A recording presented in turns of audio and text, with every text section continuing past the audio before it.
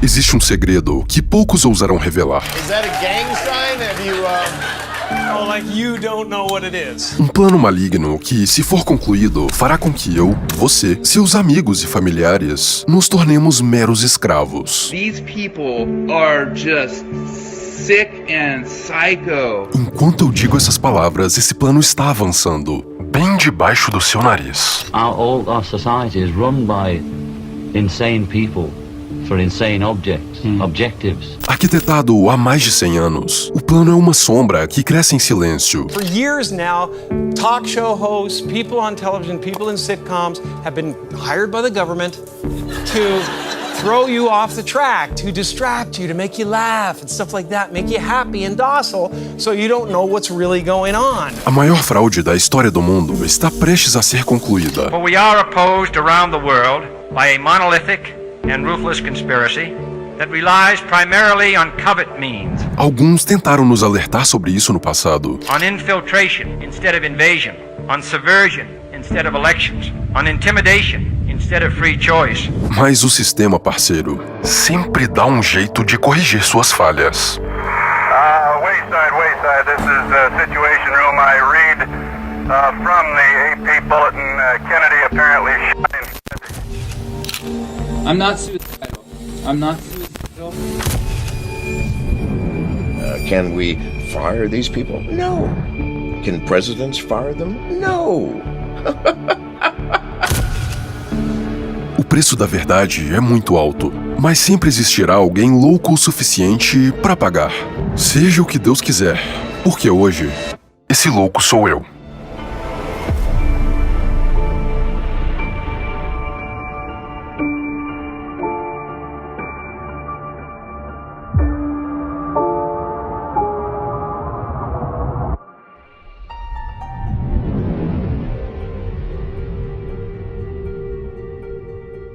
Junho de 2020, o Fórum Econômico Mundial publica um vídeo intitulado O Grande Reset. Com uma música de fundo inspiradora, o vídeo parece uma propaganda de margarina que mostra um mundo em colapso e dá a entender que precisamos reiniciar todo o sistema para viver em harmonia e felicidade. A pergunta que esse vídeo não responde é: a que custo? Quase todo mundo já ouviu falar no Fórum Econômico Mundial, mas poucos entendem de fato o que é isso. Imagine um jogo de xadrez global. Você tem reis, rainhas, bispos e peões. Nesse jogo, o Fórum não representa nenhum desses papéis. É ele quem move as peças e antecipa cada jogada. O fato de o vídeo ter sido publicado por uma organização tão poderosa nos faz questionar quais são as reais intenções por trás disso. Afinal, o que se passa na mente de pessoas com tanto poder nas mãos? Imagine que você é uma pessoa extremamente ambiciosa. Ambição essa que te levou a um patamar de influência e poder inimagináveis. Você sempre esteve disposto a fazer o que fosse preciso para conquistar seus objetivos. Mas chega um momento em que só tem um obstáculo entre você e a dominação completa: a liberdade individual. Mas como você convence bilhões de pessoas a abrirem mão de sua própria liberdade? Bom, você já tem muito poder, e essa influência pode ser usada para desestabilizar a economia, financiar conflitos e tornar do mundo um lugar sombrio. Então, você move as peças do tabuleiro até que tudo saia dos trilhos. E você faz isso de forma nefasta. Esse mundo criado pelas suas ações faz da vida das pessoas uma melancólica tragédia. Elas sofrem e se tornam miseráveis a ponto de implorar por um salvador. E é aí que você entra em cena apresentando a solução. E ela é muito óbvia. Quer dizer, pessoal, acorda. Deu tudo errado. Vamos recomeçar do zero. Deixa que eu resolvo isso pra você. Tudo o que o mundo precisa é de um reset.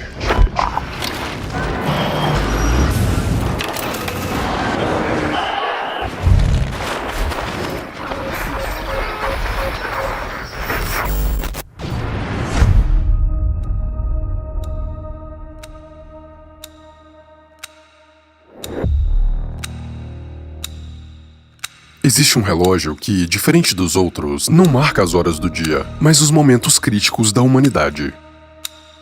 Ele não é movido por baterias ou energia solar, mas pela tensão das ações humanas. Criado em 1947 por um grupo de cientistas envolvidos na construção da bomba atômica, o relógio do juízo final é uma representação metafórica do quão perto estamos de uma crise global sem precedentes. O relógio avança ou recua de acordo com as ações da raça humana. A meia-noite é o ponto sem volta, o ponto onde o mundo passa por um evento de extinção em massa e, bom... A ponto do boletim de cientistas atômicos falar, ó, a gente tá 5 segundos do apocalipse. Nunca teve tão perto. Esse é o resultado de um mundo onde o poder está concentrado nas mãos de poucos indivíduos que, do alto de suas torres de marfim, podem decidir o destino de bilhões de nós. E não se engane, essa não é mais uma daquelas teorias da conspiração. Tudo o que você verá neste vídeo é a junção de documentos, declarações e acontecimentos que podem ser facilmente verificados. A verdade é que a semente desse plano já está sendo plantada há muito tempo. Não pode ser uma conspiração quando as pessoas por trás estão dizendo com todas as letras o que estão planejando fazer. Tudo o que eu fiz foi juntar as peças soltas do quebra-cabeça.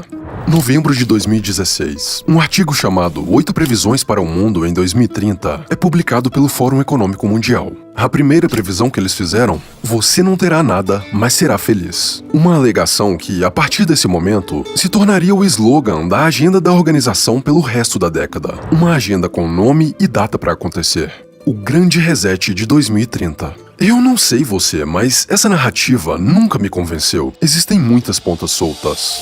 You know, I do believe that's kind of the famous saying is by 2030 you will own nothing and you will be happy. You will own nothing and you will be happy. That's straight from the horse's mouth, from the World Economic Forum. That's the motto, that's the theme of the Great Reset. Em primeiro lugar, alguém precisa ter as coisas. Quer dizer, se eu não tenho nada e você também não, quem é que tem? Isso provavelmente significa que alguém vai ser dono de, bom, tudo. Mas as pessoas ainda vão precisar de uma geladeira, roupas, carros e smartphones. E se ninguém tem nada, significa que vamos ter que alugar ou pegar essas coisas emprestadas dos mesmos indivíduos que agora são donos de tudo. Mas se essa for a única forma de você e eu termos acesso a qualquer coisa, isso não significa também que essas pessoas terão um controle completo sobre nós? Afinal, ninguém sabe quais serão os termos e condições estabelecidos pelos donos de tudo para termos acesso a qualquer coisa. E as inconsistências não param por aí. Quer dizer, se você não vai ter nada e vai ser feliz, isso significa que eles vão ter tudo, mas vão ficar tristes? Nossa, quanta benevolência. Eu não sei você, mas eu não engoli essa conversa. Então eu decidi investigar. Afinal, quem está por trás do Fórum Econômico Mundial? Por que eles têm tanta confiança de que podem reformular o mundo? Quais são as verdadeiras intenções por trás de toda essa história de Grande Reset? Quanto mais fundo eu cavava, mais eu me dava conta de que eu não estava simplesmente descobrindo um plano. Estava desenterrando um monstro. O resultado de mais de um século de planejamento, manipulação e controle. E para que você entenda realmente a magnitude do que está acontecendo agora, precisamos estabelecer uma linha do tempo de eventos que nos trouxeram até o ponto em que o plano está quase concluído.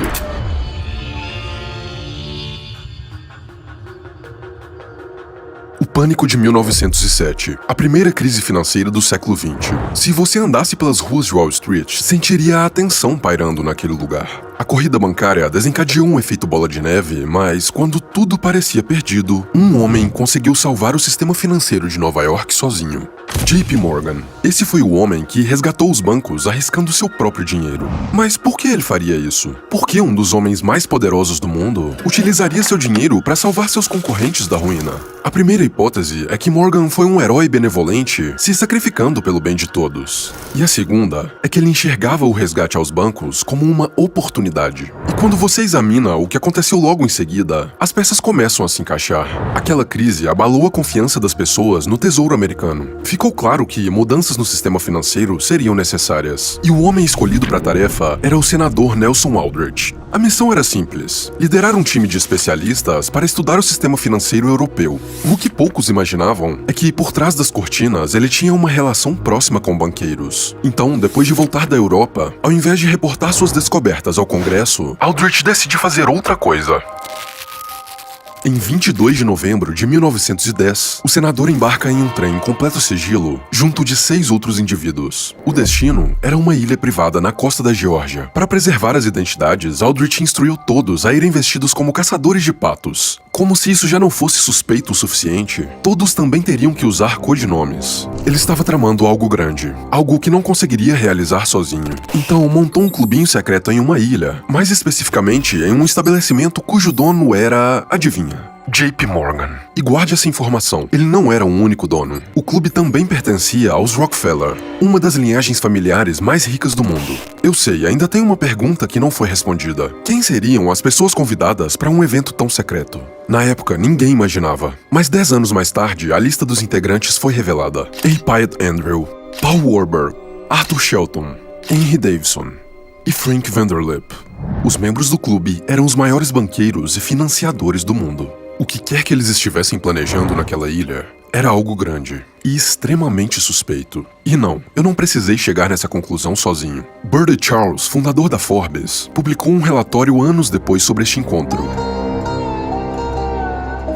Imagine uma festa com os maiores banqueiros da nação saindo de Nova York em um vagão de trem particular, sob o manto da escuridão, viajando furtivamente centenas de quilômetros ao sul, embarcando em um lançamento misterioso, esgueirando-se para uma ilha deserta, exceto por alguns empregados, vivendo lá por uma semana inteira sob um sigilo tão rigoroso que o nome de nenhum deles foi mencionado uma única vez, para que os empregados não descobrissem a identidade e revelassem ao mundo essa expedição mais estranha e secreta na história das finanças americanas. Não estou inventando, estou revelando ao mundo pela primeira vez a verdadeira história de como a base do nosso novo sistema de moeda foi escrito. O que eles estavam criando naquela ilha era a Reserva Federal Americana, mais conhecido como Fed, o que é um nome bem estranho, porque a Reserva Federal não é realmente federal. É uma instituição privada controlada pelos banqueiros mais poderosos do mundo. Uma instituição que agora tinha um superpoder entregue pelo governo, a impressão exclusiva de moeda americana. Antes do Fed, a impressão de moeda era feita de forma descentralizada, mas agora eles tinham o controle completo sobre o fornecimento de dinheiro do país. Esse é um sistema perfeitamente projetado para que alguns poucos indivíduos ganhem mais poder a cada grande crise. E por quê? Bom, eis o que acontece durante guerras e crises. O governo aumenta drasticamente seus gastos, e quando o governo precisa de mais dinheiro do que tem em caixa, a quem ele recorre? Sim, ao Fed. E aqui está o que ninguém te conta. Quando o Fed empresta dinheiro ao governo, ele não faz isso de graça. Ele cobra juros que se acumulam rapidamente. E adivinha quem paga por isso? Não são os banqueiros, não é nem mesmo o governo. Quem paga é você, através de impostos, inflação e depreciação do valor monetário. É um ciclo vicioso de parasitagem. O Fed imprime dinheiro, empresta ao governo, o governo gasta, deve mais por causa dos juros e aumenta os impostos para pagar essa dívida. E quem se beneficia disso? Sim, os donos da impressora. Agora veja o gráfico da dívida americana em períodos de guerra. Consegue notar algo estranho? A primeira coisa que você nota é o espaço de aproximadamente 50 anos entre uma grande crise e outra. Mas, logo após a criação do Fed, em um período de apenas 28 anos, não só acontecem 2 guerras mundiais e a maior crise financeira da história, como também uma disparada da dívida pública americana sem precedentes. Em outras palavras, quanto mais alta a linha azul, mais dinheiro os banqueiros fazem. Que coincidência, não é mesmo? Eu gostaria que fosse, mas é aqui que as coisas começam a ficar realmente assustadoras. Existe um documento de 1932 perdido em uma seção da biblioteca de Stanford. É o relatório de uma investigação feita pelo presidente da Casa do Comitê Bancário contra a Reserva Federal. O documento intitulado Uma Exposição Incrível acusa formalmente a Reserva Federal por criar crises e bolhas financeiras artificialmente. O documento ainda cita diversos crimes como conspiração, fraude, conversão ilegal e traição. Mas o que isso tudo tem a ver com o Grande Reset? Talvez você já tenha percebido. Talvez não. Mas uma coisa é inegável. A essa altura, todos nós sentimos que tem algo de errado na situação atual do mundo.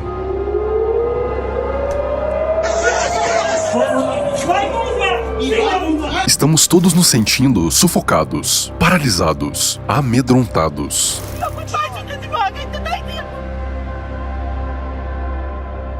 A cada dia, a tensão e as crises se tornam mais presentes no mundo. Mas será mesmo que isso é mero acaso? Será que toda essa instabilidade não pode ter sido fabricada? Quer dizer, esse é o jogo, certo? Encontrar ou criar crises e explorar o máximo delas. E isso fica muito claro em alguns trechos deste livro. Crises nos trazem janelas únicas de oportunidade. Essas são palavras escritas por ninguém menos do que Klaus Schwab, fundador do Fórum Econômico Mundial. Foi muito conveniente esse livro ter sido lançado em julho de 2020, logo após a explosão da crise sanitária no mundo. Ou, talvez, não tenha sido uma coincidência. Mas antes de te explicar quem é Klaus Schwab e qual o papel dele nesse grande plano arquitetado, é preciso que você entenda que, durante toda a sua vida, você participou como coadjuvante da maior peça de teatro existente. Uma peça em que, por trás das cortinas, está uma elite escrevendo o roteiro, trocando os atores e exercendo uma influência que opera muito além do poder de banqueiros ou de governos. Esse é um teatro chamado mundo.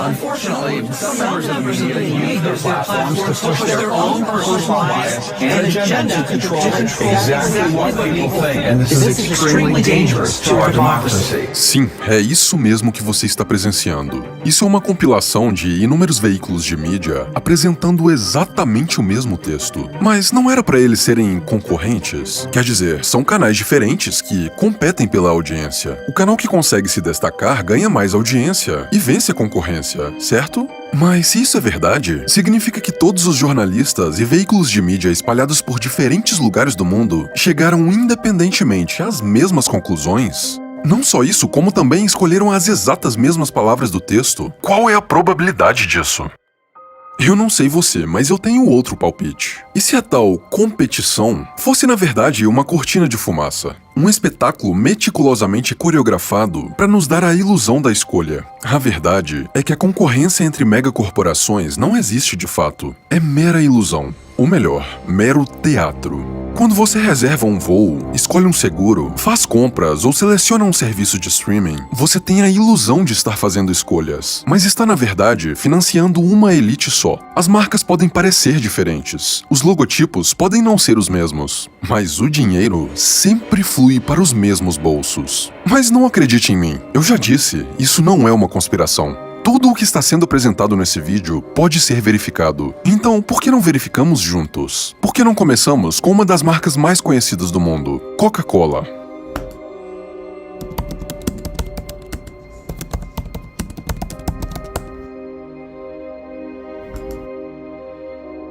Aqui na seção Holders, podemos verificar quem são os acionistas majoritários. Interessante, essa é a lista dos top 10 investidores institucionais. Agora vamos ver a quem pertence os fundos de investimento. O nome Vanguard aparece 6 vezes. E é também o segundo maior acionista institucional. Agora vamos ver quem está por trás da maior concorrente da Coca-Cola, a Pepsi.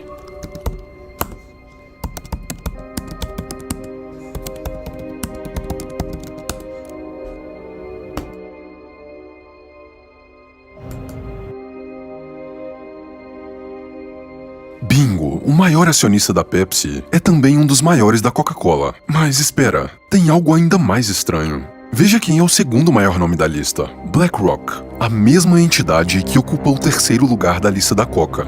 Coca-Cola e Pepsi podem ser tudo, menos concorrentes. Se isso já não é estranho o suficiente para você, respira e vem comigo, porque a toca do coelho é muito mais profunda do que isso.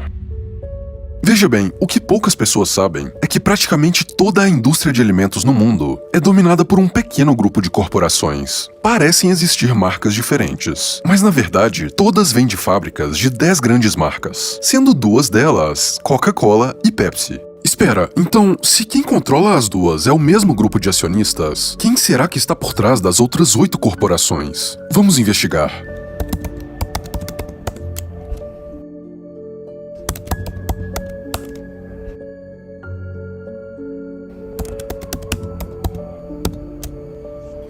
Uma instituição privada.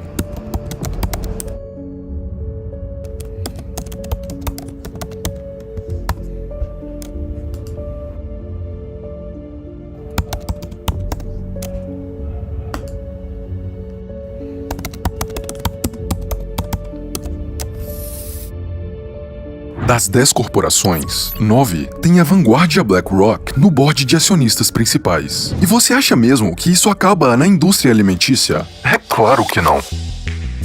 Os mesmos nomes aparecem na pesquisa das maiores empresas de tecnologia do mundo. Eles são donos de várias empresas de tabaco, mas também são donos das maiores corporações da indústria farmacêutica. Como alguém que vende remédios pode controlar também aspectos que influenciam diretamente na qualidade de vida das pessoas? Você acha mesmo que é interessante para esses caras que você seja saudável? Se fizer uma investigação meticulosa, vai descobrir que eles são donos não só das maiores empresas de seguros, bancos, redes de fast food, marcas de cosméticos, companhias telefônicas e empresas de construção, montadoras de automóveis e marketplaces, como também dos métodos de pagamento que você usa para comprar esses produtos. Mas não é só isso. BlackRock e Vanguard estão no topo de uma pirâmide formada por uma rede de investidores institucionais. Todos eles têm participação nas ações uns dos outros. Os maiores são donos dos menores. Em outras palavras, o poder das duas companhias do topo é literalmente inimaginável. Mas o que isso tem a ver com o Grande Reset?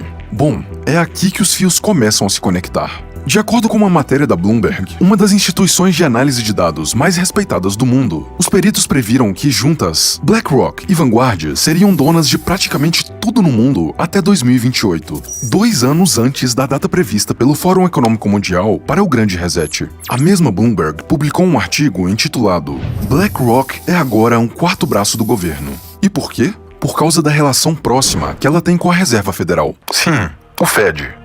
A BlackRock não só tem relações financeiras com o Fed, como também é o principal conselheiro e desenvolvedor do Aladdin, que por acaso é o sistema que os bancos federais utilizam internamente. Mas o envolvimento com o governo não para por aí. Dezenas de funcionários da BlackRock têm posições de alta patente na Casa Branca. E talvez você esteja se perguntando quem está por trás da BlackRock. Larry Fink. Conhecido por ter relações próximas a políticos e chefes de estado, Fink é o nome e o rosto da organização. Mas então é isso? Esse é o homem mais poderoso do mundo? Não tão rápido, Padawan. Lembra? O plano acontece por trás das cortinas. Se existe um rosto exposto, é porque os verdadeiros arquitetos do plano querem que ele seja exposto. O que é muito interessante é que os verdadeiros donos da BlackRock são acionistas. E é aqui que você percebe que as pessoas mais poderosas do mundo se escondem nas sombras. Porque basta uma consulta rápida no board de acionistas para que você perceba. BlackRock e Vanguard nunca foram duas instituições isoladas. A Vanguard é a verdadeira dona de tudo, incluindo a BlackRock. Quem é o maior acionista da BlackRock? É a Vanguard, que é também a mesma coisa, um enorme fundo de investimentos, gestores, investment banking, etc. E o que eu descobri puxando esse fio foi algo muito maior do que eu poderia imaginar quando comecei a investigação. Daqui pra frente, fique atento, porque muitas das informações não podem simplesmente ser faladas abertamente. Isso não seria uma atitude inteligente. Por isso, a partir desse ponto, vou codificar algumas coisas e deixar nas entrelinhas. Não se distraia, preste atenção nos detalhes. Quem são os caras maiores acionistas da Vanguard? Ninguém sabe porque é secreto. O que isso nos diz? Nos diz que as grandes famílias da costa leste e atlanticistas e do sistema financeiro internacional, esses são os grandes acionistas, por isso que tem que ficar secreto. Isso tá intenso. Vamos lá. The very word secrecy is repugnant in a free and open society. And we are, as a people, inherently and historically opposed to secret societies, to secret oaths, and to secret proceedings. A Vanguard tem uma estrutura que faz com que seja impossível descobrir quem são os donos, mas os indícios apontam para uma verdade lógica. Essas pessoas não conquistaram esse tipo de poder na semana passada. Esse poder vem sendo perpetuado através de gerações, por boa parte da história moderna. Eles sempre tiveram e jamais perderam seu poder, mas por causa do crescimento da população global, foram forçados a se esconder por trás de gestoras de ativos como a Vanguard. Um fato interessante sobre esses fundos controlados pela Vanguard é a relação próxima que alguns deles têm com organizações sem fins lucrativos. Se olhar de perto, por trás do lindo discurso humanitário, a maior parte dessas ONGs serve como uma ponte entre o mundo dos negócios, política e mídia. Funciona assim. Essas organizações são sustentadas exclusivamente por doações. E aqui está um ponto interessante. Elas não precisam declarar de quem receberam essas doações. Não só isso, como podem investir esse dinheiro onde quiserem, sem precisar pagar taxas, desde que o lucro seja investido em outros produtos sem fins lucrativos. Isso não te parece, um negócio muito lucrativo? Essas ONGs podem movimentar centenas de bilhões de investidores invisíveis, mas aparentemente não conseguem resolver problemas humanitários. Então, para onde vai todo esse dinheiro? Quer dizer, enquanto essas organizações colossais falham repetidamente em transformar suas promessas em realidade, surge Mr. Beast. This is the first of 100 wells we're gonna build in this video. Oh, water!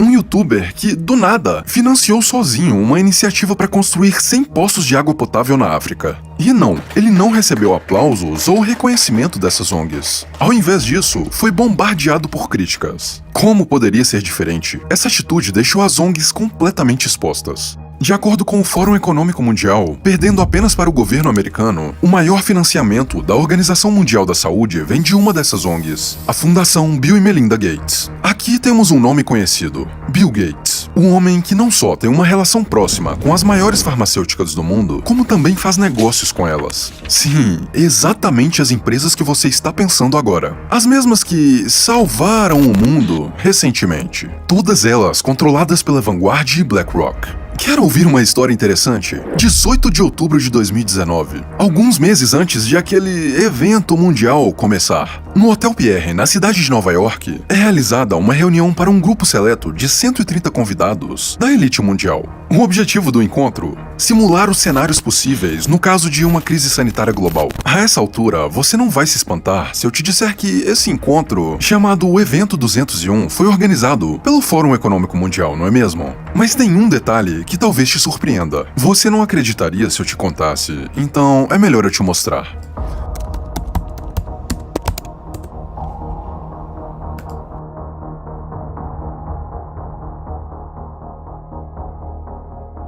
A organização do evento foi realizada por mais duas entidades, sendo uma delas Bill e Melinda Gates. Vamos ver do que se trata essa outra.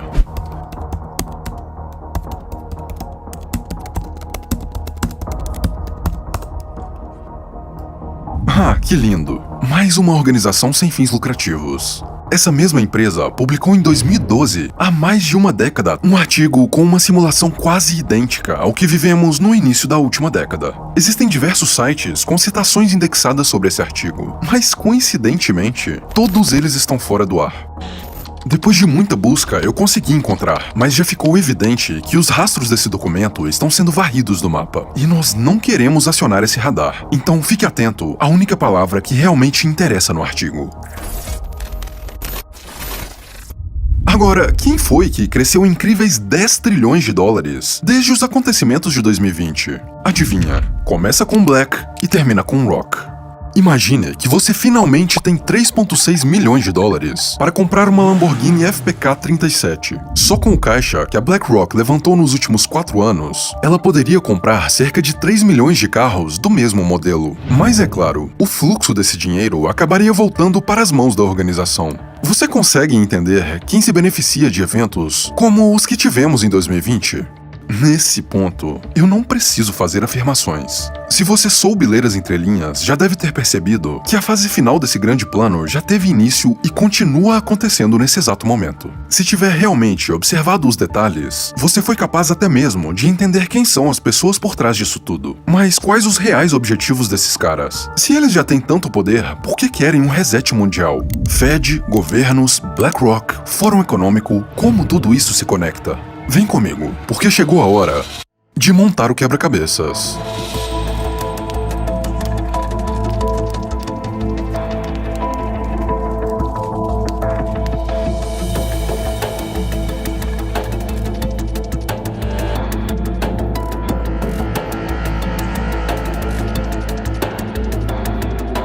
People assume we are just going back to the good old world which we had. And everything will be normal again in how we are used to normal, in the old fashion. This is, let's say, fiction. It will not happen. Uma reunião anual de debates realizada em Davos com o objetivo de tornar o mundo um lugar melhor. Essa é a descrição do Fórum Econômico Mundial sobre si mesmo. Mas, de acordo com os mais críticos, o fórum é onde as empresas mais ricas do mundo podem fazer acordos e negócios com políticos e chefes de Estado. Agora reflita, essa reunião anual já acontece desde 1971, mesmo ano em que o dólar perdeu seu lastro no ouro. Se o objetivo é resolver os problemas do mundo, por que então, desde essa data, os problemas só aumentaram? Não é estranho que nos últimos 50 anos, as maiores organizações ambientais tenham se encontrado com os donos das corporações mais poluentes do mundo? E não precisamos cair no campo da especulação para entender os objetivos dessas pessoas, não quando elas próprias deixam claro o que pretendem fazer. O presidente do fórum, Klaus Schwab, descreve tudo em detalhes em seu livro lançado em tempo recorde durante a crise sanitária. Segundo Schwab, essa crise representa uma rara oportunidade para refletir, reimaginar e reiniciar o mundo. Todas as ideias desse livro parecem ter sido religiosamente inspiradas em um artigo publicado pela ONU em 2015, 5 anos antes do acontecimento. Transformando o Mundo, a Agenda 2030 para o Desenvolvimento Sustentável. Esse é o nome do artigo que apresenta os 17 objetivos para transformar o mundo em um lugar sustentável. Sustentabilidade. Essa é a palavra-chave no centro de toda essa agenda. E por quê? Porque essa é a desculpa perfeita para enfiar goela abaixo da sociedade quaisquer hábitos, ideologias, restrições ou valores necessários para que o plano funcione. O artigo apresenta um plano para que em 2030 a pobreza, a fome, poluição e doenças não existam mais no mundo. E talvez você pense, mas o que tem de errado com isso? Parece um plano fantástico. Sim, até você ler o documento que explica como eles pretendem fazer isso. A ideia é de que a Agenda 2030 será financiada por nós, os escravos. Em seu livro, Schwab afirma que os hábitos de consumo modernos, sim, os mesmos que foram criados e incentivados pelas empresas ligadas à ONU, não podem continuar como estão ou o mundo entrará em colapso. Isso marcaria o fim do livre mercado. E a alternativa? Adivinha? Todos nós deveríamos abrir mão de nossos direitos básicos em prol da saúde pública. Seremos obrigados a nos livrar de nossa riqueza em prol da redução da pobreza. Em outras palavras, Schwab quer um mundo onde ele e seus amigos, que já são donos de quase tudo, sejam finalmente donos de absolutamente tudo. E o plano deles para conseguir isso é o seguinte: a ONU quer cobrar impostos de todos os países do Ocidente e entregar a megacorporações cujos donos você sabe muito bem quem são. Essas empresas seriam contratadas para reconstruir a sociedade. A desculpa é perfeita. O aquecimento global é culpa dos seres humanos. Essa é uma ameaça mundial e todos nós temos a responsabilidade de resolver esse problema, certo? Então, independente do que seja, qualquer coisa que esses caras decidirem que é pelo bem do desenvolvimento sustentável, se torna uma obrigação nossa a adotar. E eles fazem você acreditar nisso, deixando claro que até mesmo as pessoas mais poderosas são submissas a essa ideia. As you can see, we've innovated and retooled almost every part of our process to reduce our impact on the planet. But there's still a lot more work to do. And there's something else we wanted to share with you. You're not trying to bribe Mother Nature with Apple swag. It's Apple's very first carbon neutral product. I want to see you do more of this. You will. When? By 2030, all Apple devices will have a net zero climate impact. All of them? All of them. They better. They will.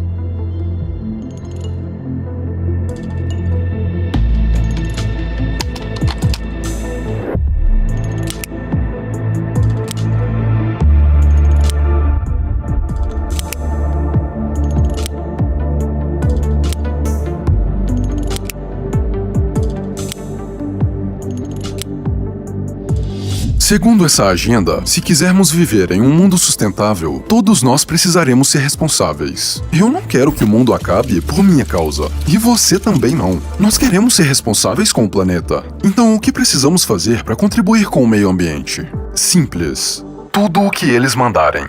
Mas eles são muito bons em convencer as pessoas de que isso é para o bem delas. E é aqui que as coisas começam a ficar realmente preocupantes. Klaus Schwab termina seu livro dizendo que o reset ainda não está pronto.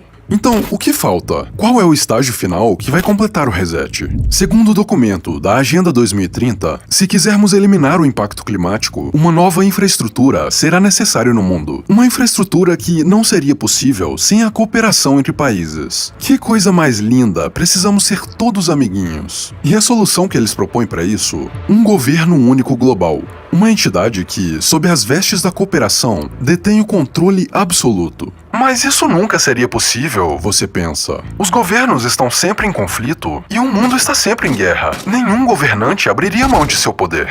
Mas esse é o ponto. Eles nunca estiveram de fato no poder.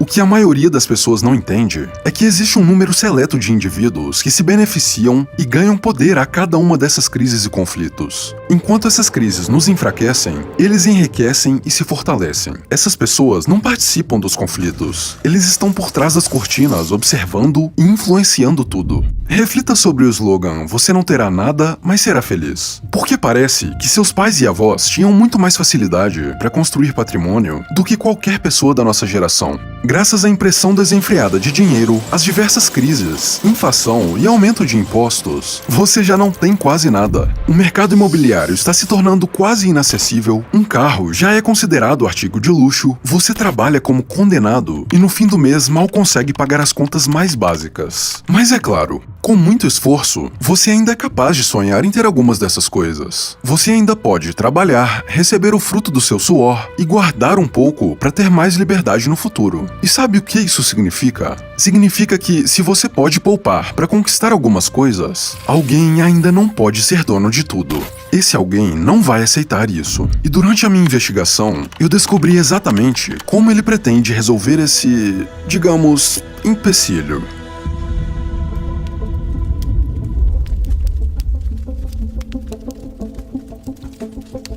Dinheiro, a essência da liberdade. Antes da invenção do dinheiro, era praticamente impossível armazenar valor. A prática era o escambo. Você precisava ter exatamente o que a outra pessoa queria para fazer uma troca. Mas a invenção de uma unidade de valor padrão permitiu com que negócios e pessoas prosperassem. Essa foi uma das invenções mais importantes da humanidade. Isso porque foi a primeira invenção que permitiu com que o trabalho duro tirasse alguém da pobreza sem qualquer vínculo de poder hereditário. Durante séculos, o papel moeda representou o que o ser humano tem de mais valioso na vida: liberdade. Mas agora, isso está prestes a mudar. CBDCs, Central Bank Digital Currency. Essa era a peça que faltava para que os donos do mundo finalmente conseguissem o controle total sobre você. É a última ferramenta de controle sendo implementada para que você não tenha nada, mas seja feliz. Em resumo, é uma resposta às criptomoedas, só que sem a parte cripto. Essa é a moeda do futuro, eles dizem. É o fim do papel moeda. O que eles esqueceram de te contar é que junto vem o fim da sua liberdade. Enquanto eu digo essas palavras, mais de 90% dos bancos centrais do mundo já estão desenvolvendo suas próprias CBDCs. O Brasil é um dos países mais avançados. Mas diferente das criptomoedas, os bancos centrais não estão criando um sistema monetário de privacidade. Estão usando a mesma tecnologia, só que para criar uma ferramenta de controle. Veja bem, o Bitcoin funciona sem uma entidade central operando o sistema. Quem verifica as transações são os próprios usuários da rede. Não existe qualquer incentivo por trás da moeda, a não ser a realização limpa e honesta daquela transação. Uma transação feita com dois fatores que garantem a liberdade das partes envolvidas: transparência e anonimato. Por outro lado, as CBDCs serão centralizadas já em sua natureza. Os donos do dinheiro terão um poder absoluto sobre a rede. Não vai existir transparência e não vai existir anonimato.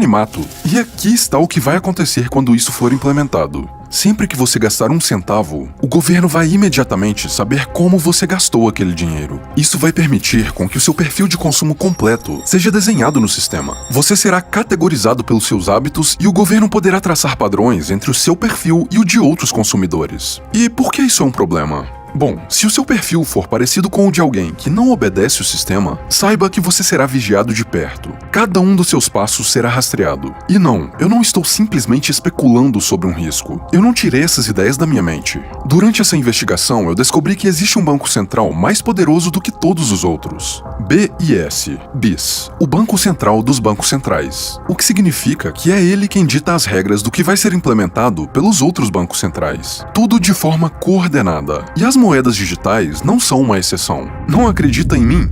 ótimo, porque eu não criei este documentário baseado em crenças e achismos. Veja você mesmo a recomendação do BIS em um relatório chamado Preparar, Apontar, Já. A coordenação de políticas internacionais das CBDCs está definida para se intensificar nos próximos anos. E é aqui que as coisas começam a ficar bizarras. O mesmo BIS publicou uma análise sobre as moedas digitais, com um trecho que diz: o Banco Central terá um instrumento adicional de controle político monetário, além da tradicional taxa de juros. E esse instrumento pode ser utilizado de forma a contrabalançar o ciclo econômico, apoiando a eficácia da taxa de juros. No primeiro momento, eu fiquei meio confuso. Achei que estivesse interpretando errado. Então usei inteligência artificial para fazer uma análise certeira. E no fim, era mesmo o que eu mais temia. Esse dinheiro será programável. Todo o dinheiro em circulação vai vir com uma série de condições embutidas sobre como, quando e onde você pode gastar. E a parte mais nefasta é que o dinheiro terá data de validade, com o argumento perfeito de que é para estimular a economia e controlar a inflação. Seu dinheiro vai simplesmente desaparecer caso você não gaste dentro de um determinado período de tempo. É assim que eles vão conseguir fazer com que você nunca guarde dinheiro ou acumule valor. Agora, vamos pro futuro. Estamos em 2030, o ano onde o plano se concretiza. Você não tem nada, mas é feliz. Eles são donos de tudo, mas a maioria das pessoas ainda nem percebeu. A inteligência artificial já substituiu a maior parte dos empregos, e quase todos dependem de uma renda básica universal fornecida pelo governo. Sim, o governo, bonzinho que sempre foi, te dá dinheiro para que você se sustente, já que ficou sem emprego. Só tem uma condição. Coisa boba. Você só precisa ser um bom menino. Mas um dia você faz algo que o governo não gosta. Talvez você tropece em um agente do Estado. Talvez você faça um tweet antidemocrático, criticando algo que não pode ser criticado. E então, o seu crédito social começa a cair. Agora você já não consegue aprovação para alugar um bom carro. E adivinha só, o meio ambiente está salvo. Mesmo sabendo que as baterias de lítio causam um impacto enorme ao planeta, quem se importa? Olha que legal, todos os carros são elétricos. Até mesmo aquele modelo padrão ultrapassado que é agora o único que você consegue alugar com um crédito social baixo. E é mesmo, a respeito disso, eu já ia esquecendo de te avisar. O seu carro só funciona durante 1 hora por dia e o seu dinheiro é programado para comprar só os itens mais básicos. Que foi? Não dá para deixar escravos rebeldes terem coisas legais. Isso pode parecer uma distopia distante, mas essa realidade está mais próxima do que você imagina. Até ontem, o Drex era conhecido como Real Digital. Então imagina que eu tô comprando um veículo, Márcio. Vai comprar um veículo e consegue programar o dinheiro. Então eu comprei um carro lá de 50 mil reais. E o dinheiro vai ter a capacidade de monitorar a internet, Márcio, para perceber quando o carro for transferido, aí sim o dinheiro se transfere sozinho. Mas há um outro exemplo na próxima tela. Hoje não há como carimbar o dinheiro de um programa social. Por exemplo, o governo tem o Vale Gás. Então o governo cria, por exemplo, usa o Drex para pagar o dinheiro, o Vale Gás, o dinheiro para as famílias comprarem o gás, e o beneficiário recebe este dinheiro pelo Drex na sua conta corrente, e este dinheiro ele vem carimbado, programado pelo governo, que é o emissor da grana. Diz, por exemplo, que não pode usar para comprar roupa numa loja, ou para comprar alguma coisa, um cigarro, por exemplo, não é permitido. Mas o dinheiro vai perceber que ele está sendo usado, por exemplo, num CNPJ que vende gás de cozinha, e aí, neste caso, a compra é concretizada. Então, o dinheiro ficasse bloqueado na minha conta para aquele fim. Exatamente. Incrível isso, hein? O dinheiro percebe para onde ele está indo. Sim. E se não tiver de acordo com a regra original, ele simplesmente não liquida aquela operação, a compra não é feita.